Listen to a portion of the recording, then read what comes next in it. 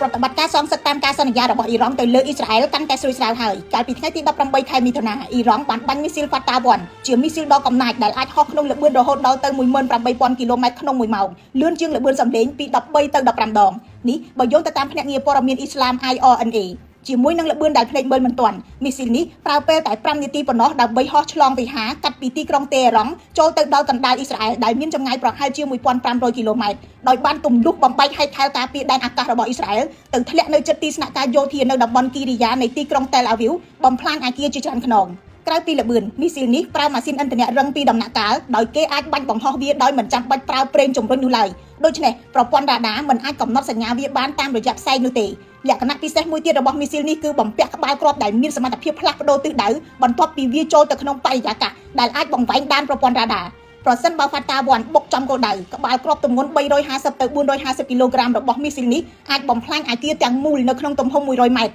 បំផ្លាញរចនាសម្ព័ន្ធដល់ទៅ200ម៉ែត្រនិងធ្វើឲ្យមនុស្សរងរបួសនិងខូចខាតយានជំនិះនៅក្នុងចម្ងាយ300ម៉ែត្រជុំវិញមិនត្រឹមតែប៉ុណ្ណោះប្រសិនបើទីតាំងវាយប្រហារនោះជារចនាសម្ព័ន្ធរឹងមាំល្បឿនលើសសំឡេងរបស់មីស៊ីលប្រវែង12ម៉ែត្រនេះអាចរុញក្បាលគ្រាប់ឲ្យចូលជ្រៅទៅក្នុងសំណង់អគារមុនពេលវាបំផ្ទុះបំផ្លាញអ្វីៗគ្រប់យ៉ាងមីស៊ីលនេះត្រូវបានផលិតនៅឆ្នាំ